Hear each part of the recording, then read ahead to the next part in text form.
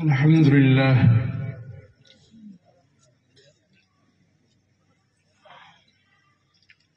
لله وكفى وسلام على عباده الذين اصطفى أما بعد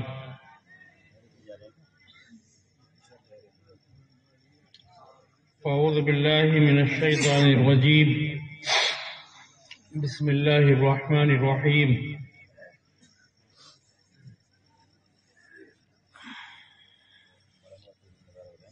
وأمر أهلك بالصلاة واصطبر عليها لا نسألك رزقا نحن نرزقك والعاقبة للتقوى.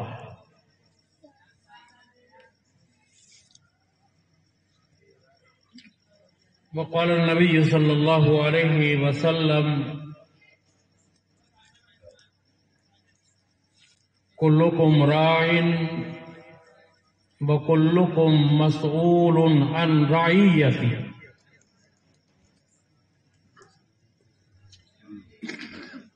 رواہ البخاری.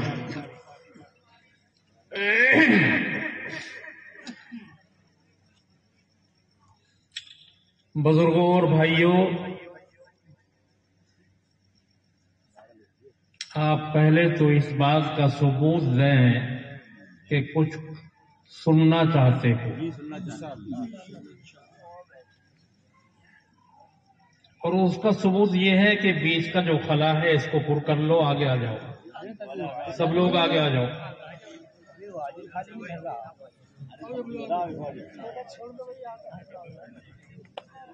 جزاک اللہ خیر.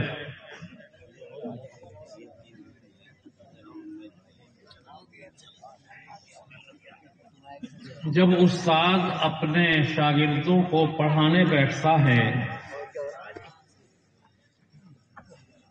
اگر استاد کے شاگرد اچھے ہوتے ہیں، سننے والے ہوتے ہیں، سمجھنے والے ہوتے ہیں، تو استاد کو بھی بڑی محنت کرنی پڑتی ہے ان کو پڑھانے کے لیے. اور اگر شاگرد سمجھنے والے نہ ہو، شاگردوں میں پڑھنے لکھنے کا ذوق نہ ہو، شوق نہ ہو، تو استاد بھی آئے گا بغیر تیاری کے اور الٹی سیدھی بات بتا کے چلا جائے گا. اس کا مطلب یہ ہوا کہ استاد سے اچھا پڑھوانے کا کام شاگردوں کا ہے. اگر شاگرد اچھے ہیں تو استاد بھی اچھی طرح پڑھائے گا، اور استاد سے شاگردوں کا ذوق، شوق اور محنت پڑھواتی ہے. اسی طرح تقریر کرنے والے سے تقریر کرانے کا کام سننے والوں کا ہے.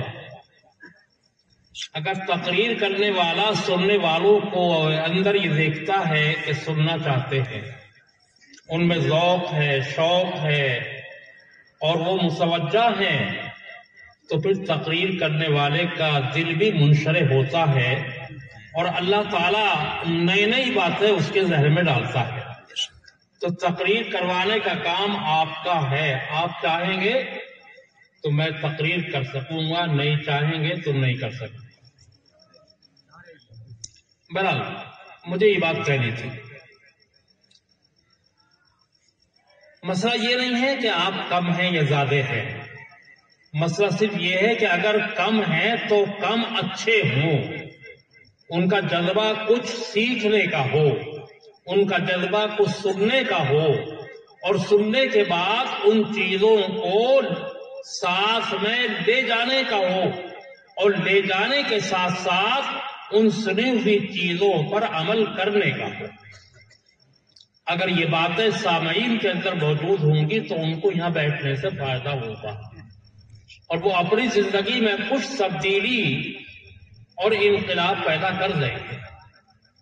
اور اگر مقصد صرف بیٹھنا ہو کہ چلو بھائی مدرسے کا جلسہ ہے، ہم بھی بیٹھ جائیں، کچھ نظمیں سن لیں گے، کچھ مزہ آ جائے گا، کچھ قرآن کی قرات میں مزہ آ جائے گا، کچھ مولوی صاحب بڑی اچھی تقریر کریں گے، جوش کے ساتھ تقریر کریں گے، اس کو سننے میں کچھ مزہ آئے گا۔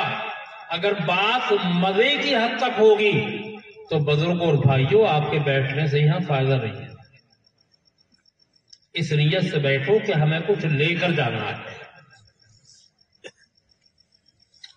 بزرگوں اور بھائیوں، آج یہ اجلاس ایک مدرسے کا سالانہ اجلاس ہے۔ پہلی بات تو آپ یہ سمجھیں کہ مدرسہ کیا ہوتا ہے۔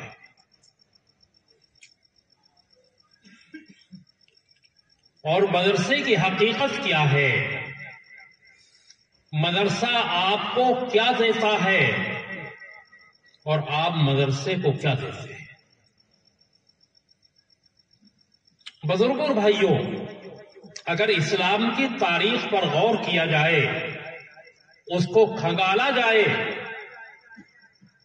تو اسلام کی تاریخ کو کھنگالنے کے بعد ہمارے سامنے یہ بات آتی ہے کہ پوری دنیا کے مسلمانوں کو اگر کسی نے کچھ دیا ہے، کسی نے کوئی فائدہ پہنچایا ہے، تو صرف اور صرف وہ مدارس ہیں۔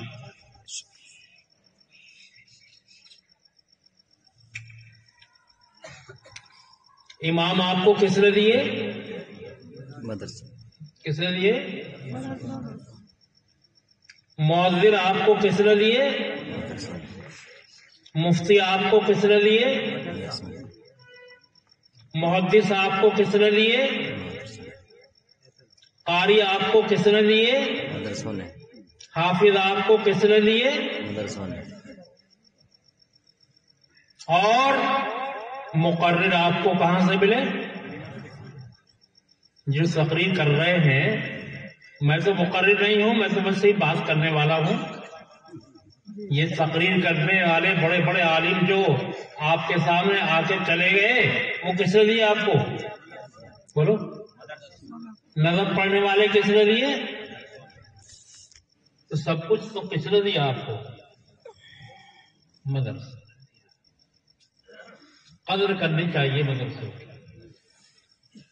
اگر ہم 100 روپے دے کے مدرسے کے اندر یہ اعلان کرے کہ آج ہم نے 100 روپے مدرسے کو دے دیے، ارے آپ اگر اپنی پوری کمائی مدرسے کو دے دیتے تب بھی مدرسے کا حق ادا نہ ہوتا۔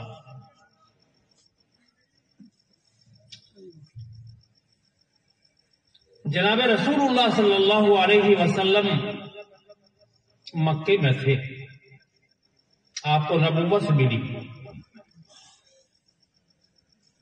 نبوت سے ملنے کے بعد 2-4 صحابہ مسلمان ہوئے۔ بچوں میں سب سے پہلے مسلمان ہونے والے کون ہیں؟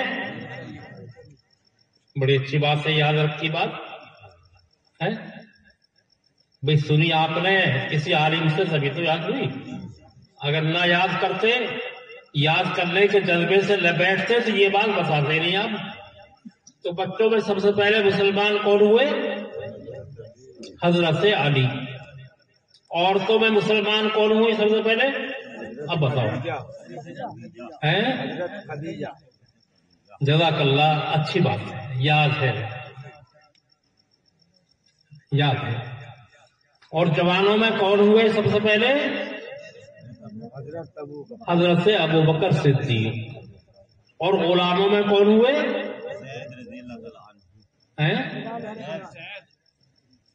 حضرت زید اور حضرت بلال، یہ 2 غلام تھے۔ بہرحال یہ بات تو علیحدہ ہے۔ میں تو آپ سے کہنا چاہتا ہوں کہ 3 یا 4 آدمی مسلمان ہوئے تھے، لیکن تنہا لا الہ الا اللہ محمد الرسول اللہ ہی کافی نہیں تھا۔ تو جناب رسول اللہ صلی اللہ علیہ وسلم نے لا الہ الا اللہ محمد الرسول اللہ کے معنی بتانے کے لیے، اس کی حقیقت بتانے کے لیے سب سے پہلا کام مکے کی زندگی میں آپ نے یہ کیا کہ ایک گھر کو مدرسہ بنایا۔ مکے میں جس گھر کو آپ نے مدرسہ بنایا، آپ کو معلوم ہے کہ وہ گھر کس کا تھا؟ حضرت ارقم رضی اللہ تعالی عنہ، ماشاءاللہ یاد ہے آپ، اس کو کہا جاتا ہے دار ابی ارقم، دار ابھی ارقام. تو سب سے پہلے آپ نے کیا کام کیا نبوت ملنے کے بعد؟ نبوت ملنے کے بعد نبوت سے روح شناس کرانے کے لیے، نبوت کی حقیقت کو بتانے کے لیے اور اسلام کو ان تک پہنچانے کے لیے، اسلامی تعلیمات سے آگاہی دینے کے لیے سب سے پہلا کام آپ نے مدرسے کے قائم کرنے کا کیا۔ اسی مدرسے میں تو حضرت عمر کی بہن پڑھ رہی تھی۔ کون؟ حضرت عمر کی بہن مسلمان ہو گئی تھی اور اسی مدرسے کی طالبہ تھی۔ جب حضرت عمر رضی اللہ تعالی عنہ حضور اکرم صلی اللہ علیہ وسلم کو قتل کرنے کے لیے تشریف لا رہے تھے، راستے میں کچھ صحابہ مل گئے، کہاں جا رہے ہو؟ کہ آج ایسے ایسے محمد کا کام کرنا مجھے۔ انہوں نے کہا کہ اپنی بہن کی تو جا کے خبر لے لو، کیا ہے، پہلے اپنی بہن کو دیکھ لو جا کے۔ حضرت عمر بہن کے پاس گئے، جا کے دیکھا کہ بہن قرآن ہاتھ میں لیے ہوئے قرآن پڑھ رہی ہے۔ بہن سے کیا پڑھ رہی ہو؟ لاؤ مجھے دکھاؤ۔ بہن نے کہا کہ ایسے نہیں دکھاتے ہم اسے، قرآن کو بغیر وضو کے چھونا جائز نہیں ہے، پہلے ہاتھ کو دھو کے آؤ، غسل کر کے آؤ، وضو کر کے آؤ، سب دیں گے قرآن۔ خیر قرآن پڑھا، متاثر ہوئے، آیتیں قتل کرنے کے لیے مشہور واقعہ ہے اور مقرروں سے آپ سن سے بھی رہتے ہیں، اور وہی بہن کا قرآن لے کر پڑھنا سبب بن گیا مسلمان ہونے کا۔ تو ان کی بہن کہاں پڑھ رہی تھی؟ مدرسے میں۔ حضرت بلال کہاں پڑھ رہے تھے؟ اسی مدرسے میں۔ حضرت ابو بکر صدیق کہاں پڑھ رہے تھے؟ تو میں عرض کر رہا تھا کہ مدرسے بہت کچھ دیتے ہیں، بشرطے کہ مدرسوں سے لینے کا جذبہ ہمارے اندر پیدا کرے۔ حقیقت یہ ہے کہ سب کچھ آپ کو مدرسوں نے دیا ہے۔ اگر مدرسے نہ ہوتے تو نہ ہمارے اندر نماز پڑھانے والا کوئی پیدا ہوتا۔ کہاں سے لاتے امام پکڑ کے؟ اذان دینے والا کہاں سے لاتے پکڑ کے؟ نہیں پیدا ہوتا۔ یہ احسان ہے مدرسوں کا۔ تو مدرسوں کی اہمیت سمجھنی چاہیے، ان کی قدر کرنی چاہیے اور ان کے اندر رہنے والوں کی قدر کرنی چاہیے۔ سب کچھ آپ کا برباد ہو جائے گا لیکن مدرسے کو جو دیا ہے وہ ختم نہیں ہوگا۔ مدرسے کیا دیتے ہیں آپ کو؟ علم دیتے۔ مدرسوں سے آپ کو علم ملتا ہے، اور یاد رکھو کہ علم سے بڑی دولت دنیا میں کوئی اور ہے نہیں۔ سب سے بڑی دولت اگر دنیا میں ہے اللہ تبارک و تعالیٰ کی، وہ علم ہے۔ بزرگوں اور بھائیوں، اگر آج ہمارے نوجوان تعلیم کی طرف متوجہ ہو جائیں، قرآن کی تعلیم ان کے پاس ہو، حدیث کی تعلیم ان کے پاس ہو، تو ہمارا کوئی بھی نوجوان اسلام کی تعلیم کو حاصل کرنے کے بعد اور سمجھنے کے بعد کبھی ایسا نہیں ہوگا کہ نماز چھوڑ دیں۔ نماز کیوں چھوڑ رہے ہیں؟ اس لیے کہ تعلیم نہیں۔ کیا قرآن سے واقف ہونے والا نوجوان شراب پی لے گا؟ جس کے دل میں یہ بات بیٹھ جائے گی، قرآن پاک کی آیت بیٹھ جائے گی، حدیثیں بیٹھ جائیں گی۔ اللہ تعالیٰ نے فرمایا کہ یا ایھا الذین آمنوا انما الخمر والمیسر والانصاب والازلام رجس من عمل الشیطان۔ اے ایمان والو، شراب، جوا، بتوں کی عبادت، والاضلام، اور تیروں کو ہاتھ میں لے کر اپنی قسمتوں کے فیصلے کرنا، یہ بالکل حرام ہے، بالکل حرام، اور شیطان کے کام ہے۔ اور اللہ فرماتے ہیں فَاجْتَنِبُوهُ، اے ایمان والو ان کاموں سے بچ جاؤ، ان کاموں کے قریب مت جاؤ۔ اگر ہمارا نوجوان آج کا اس آیت کریمہ کے مطلب کو سمجھ لیتا اور اس کے ذہن میں یہ بات بیٹھ جاتی تو بھائیوں اور بزرگوں، جو آج شراب کا ننگا ناچ ناچا جا رہا ہے مسلمانوں کے اندر، یہ نہ ہو سکتا۔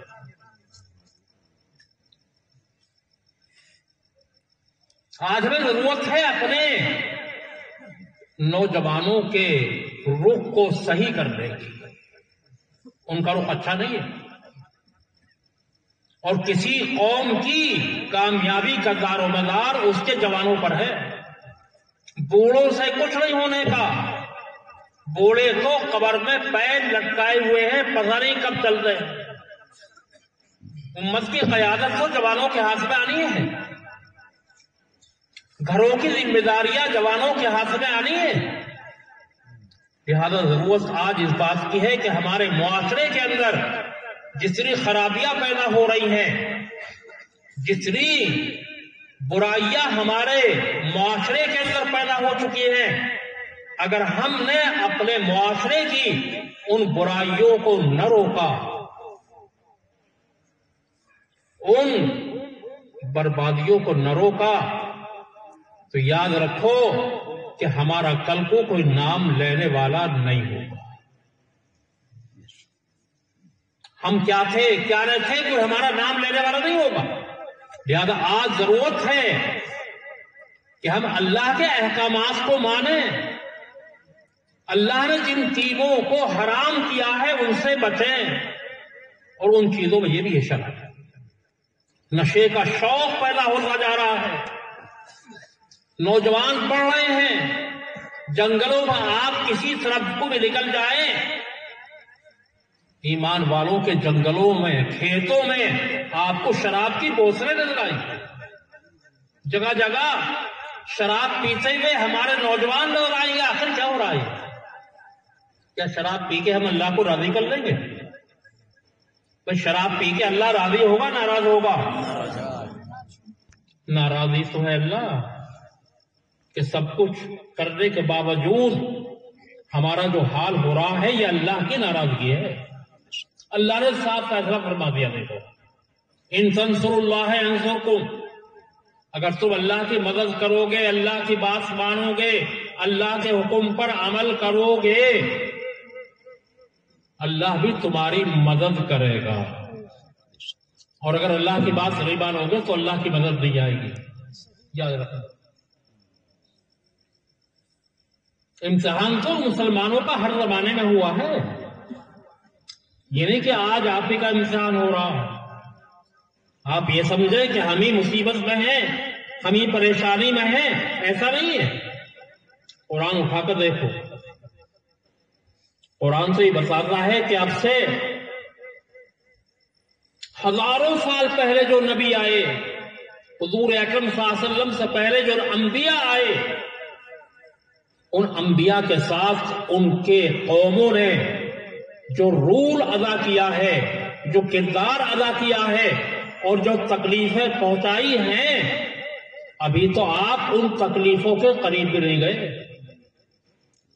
میں بھی پرسوں ایک حدیث پڑھا رہا تھا بخاری میں کہ پہلے زمانے میں ایک ایمان والے آدمی کو گڑھا کھود کر کھڑا کیا جاتا تھا، صرف اس وجہ سے کہ وہ ایمان لے آیا، اس نے اللہ کی بات مانی، اللہ کے نبی کی بات مانی، اور ایک آرا لایا جاتا اور آرے کو اس کے سر پر رکھ کر چلایا جاتا اور اس کے زندگی کے اندر 2 ٹکڑے کر دیے جاتے تھے، لیکن پھر بھی اتنا بڑا عذاب اس کو دین سے نہیں روک سکتا، وہ دین پر عمل کرتا رہتا تھا۔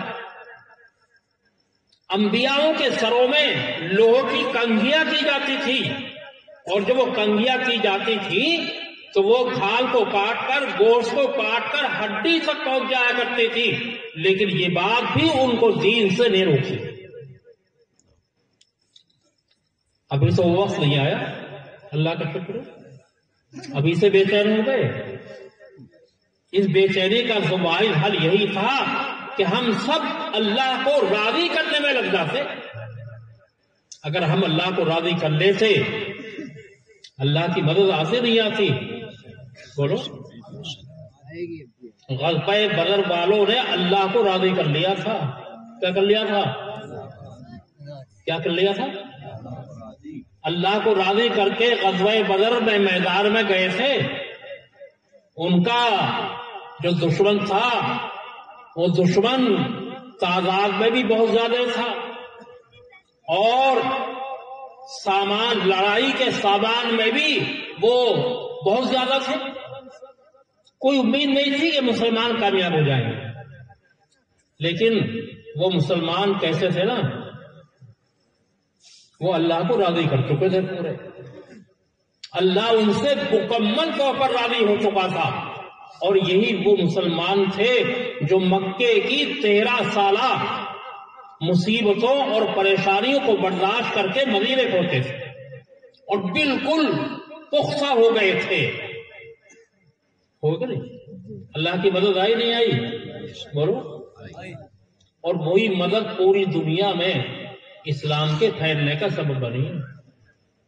اگر غزوہ بدر میں مسلمانوں کو کامیابی نہ ہوتی اور اللہ کے رسول صلی اللہ علیہ وسلم یہ دعا نہ کرتے کہ اللہ اگر آج یہ مٹھی بھر لوگ تو نے ہلاک کر دیے تو قیامت تک تیری عبادت کرنے والا دنیا میں کوئی پیدا نہیں ہوگا۔ یہ دعا آپ نے کیسے نہیں کی تھی؟ اللہ نے فوراً قبول کر لی، اور قبول کر لے ایسی کامیابی ملی، ایسی کامیابی ملی کہ دنیا آج تک اس کامیابی پر ریسرچ کر رہی ہے۔ ریسرچ کر رہی ہے کہ 313 وہ آخر کیسے کامیاب ہو۔ چلو، لیکن میں نے ایک بات کہی، وہ کون سے تھے؟ وہ جناب رسول اللہ صلی اللہ علیہ وسلم کے سب سے پہلے مدرسے کے سب سے پہلے طلباء تھے، جن کو آپ نے تعلیم دی تھی مکے کے اندر، اور اسی دار ابی ارقم کے اندر وہ بھی مدرسے کے پڑھ رہے۔ آج مدرسوں کے پیچھے کیوں پڑھ رہے لوگ؟ بولو، چاروں طرف سے آواز سنتے رہتے ہو نا کہ لوگ مدرسے کے پیچھے پڑھ رہے ہیں، اور یہ چاہتے مدرسے بند ہو جائے۔ کیوں؟ اس لیے کہ مدرسے بند ہونے کے بعد مدرسوں کی جو افادیت ہے، جو آج ہم آپ بیٹھے ہوئے ہیں، اسلام کی تعلیم وہ اپنے آپ ختم ہو جائے گی۔ اس لیے تو مدرسے کے پیچھے پڑھ رہے ہیں کہ بند ہونے چاہیے، اور ہم بھی بند کر رہے ہیں اگر اپنے ہاتھوں سے مدرسوں کو، پھر کیا ہوگا؟ ہم تو خالی ہاتھ رہیں گے، بالکل ہمارے پیچھے کچھ نہیں ہونے کا۔ بہرحال میں یہ عرض کر رہا تھا کہ یہ مدرسے کا جلسہ ہے۔ مدرسے نے کیا دیا آپ کو؟ بہت کچھ دیا، اور یہ مدرسے دے گئے۔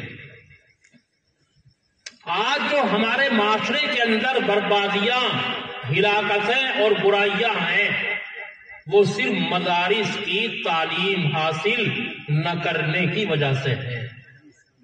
قرآن ان کے پاس نہیں، حدیث ان کے پاس نہیں، دین کی باتیں ان کے پاس نہیں ہیں، تو وہ اپنی دنیا میں مگن ہیں اور برائیاں کر رہے ہیں۔ بہرحال معاشرے کو ٹھیک کرنا بہت ضروری ہے، اور معاشرے کو ٹھیک کرنے میں سب سے پہلا کردار کس کا ہونا چاہیے؟ گھر کے ذمہ دار کا۔ اگر ایک گھر کے اندر 10 بچے ہیں، چاہے وہ مرد ہوں یا عورتیں ہوں، ان کو ٹھیک کرنے کی ذمہ داری گھر کے ذمہ دار پر ہے۔ اللہ کے رسول صلی اللہ علیہ وسلم نے فرمایا، کلکم راعٍ وکلکم مسئول عن رعیتہ، تم میں سے ہر ایک نگراں ہے۔ ماں باپ اپنی اولاد کے نگراں ہیں، اور قیامت کے دن ماں باپ سے اولاد کی نگرانی کے بارے میں سوال ہوگا، اور وہ سوال ہمیں جواب دینا پڑے گا۔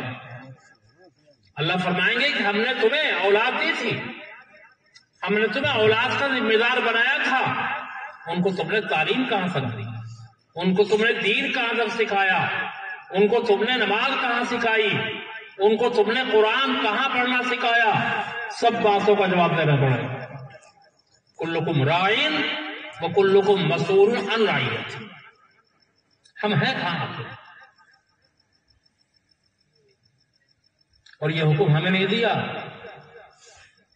قربان جائیے، قرآن کریم کا مطالعہ کرو۔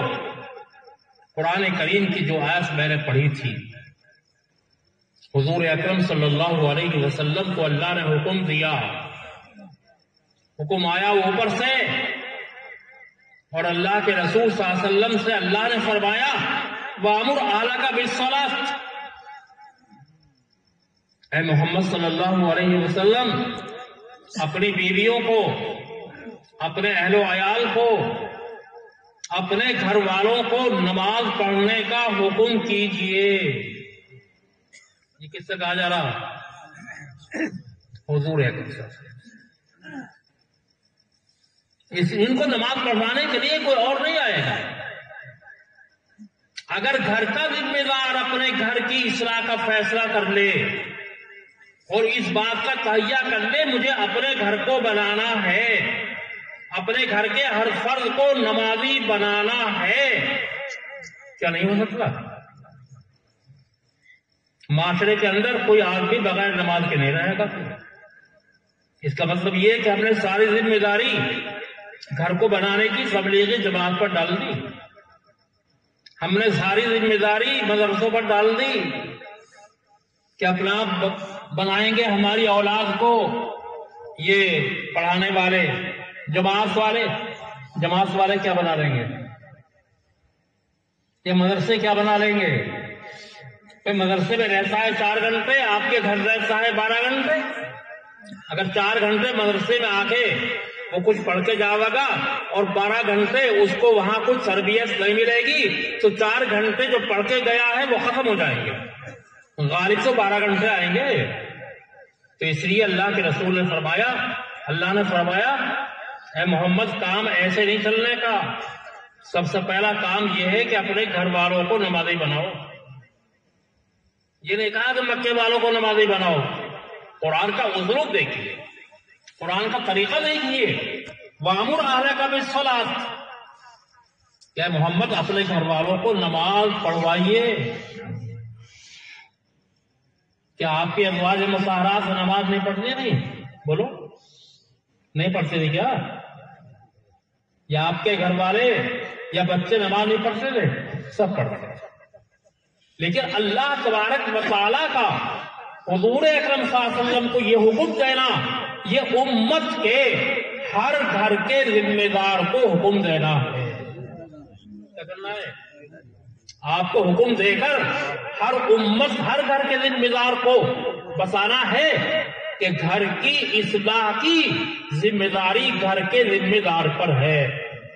اگر وہ اصلاح کی ذمہ داری نہیں لے گا، اپنے اولاد کی ذمہ داری نہیں اٹھائے گا تو قیامت کے دن اللہ تعالیٰ اس سے سوال کریں گے، اور جب تک جواب نہیں دے گا اللہ کے سامنے سے ادھر ادھر نہیں جا سکتا۔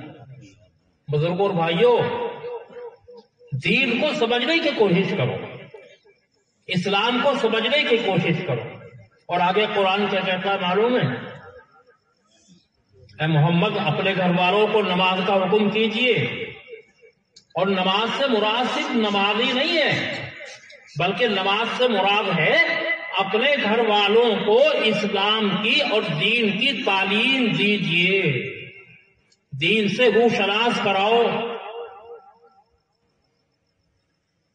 اور آگے کیا فرمایا؟ مصبر علیہ، ایسا مت کرنا کہ بیٹے نے تو کہہ دیا بیٹا چلو نماز پڑھو اور اپنے آپ مسجد کے دروازے سے غائب ہو گیا، ایسے کام نہیں چلنے کا، بلکہ بیٹے سے نماز پڑھوانے کے لیے اپنے آپ نماز کی پابندی پہلے کرنی پڑے گی۔ باپ جب پہلے پابندی کرے گا اس کے بعد پھر بیٹا کرے گا۔ اسی لیے اللہ نے فرمایا اے محمد وَاصْطَبِرْ عَلَيْهَا، کہ آپ خود بھی نماز پر قائم رہیے. کیا نعوذ باللہ اللہ کے رسول نماز پر قائم نہیں ہے کیا؟ بولو قائم نہیں تھے. آپ جیسی نماز کون پڑھ لے گا؟ آپ جیسی نماز پڑھ لے گا کوئی؟ کبھی زندگی میں آپ سے تہجد نہیں چھوٹا، کبھی بھی نہیں چھوٹا. حالانکہ تہجد پڑھنا فرض نہیں تھا، اور تہجد کی نماز اتنی لمبی لمبی پڑھا کرتے تھے آپ کہ ایک ایک رکعت میں سورہ بقرہ اور سورہ آل عمران پڑھتے تھے، اور تہجد کے 4 یا 8 رکعت میں صبح صادق تک چلے جایا کرتے تھے کھڑے کر، یہاں تک کہ آپ کے پیروں پر ورم آ جاتا تھا، اور ورم آنے کی وجہ سے آپ کے پیروں پر ورم وہ پھٹنے لگتا تھا. حضرت عائشہ رضی اللہ تعالی عنہا نے فرمایا اے محمد صلی اللہ علیہ وسلم آپ اتنی لمبی لمبی نمازیں کیوں پڑھتے ہیں؟ پوری پوری رات آپ کھڑے رہتے، آپ کے پیر پھٹنے لگے، ورم آنے لگا.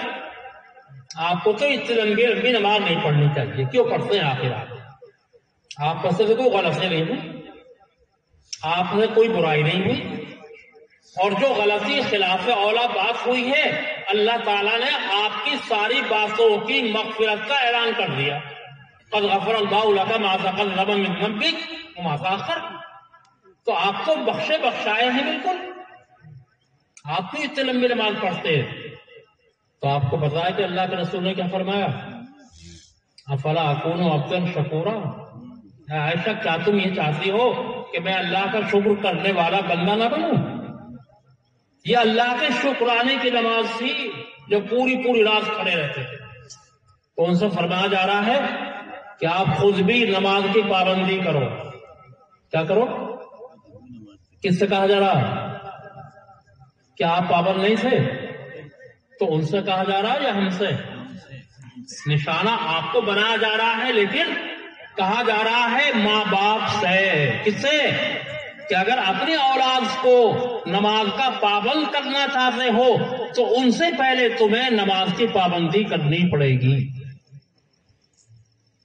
اس لیے کب ختم کرنا ہے؟ ہو گیا تو دعا کرا دیں.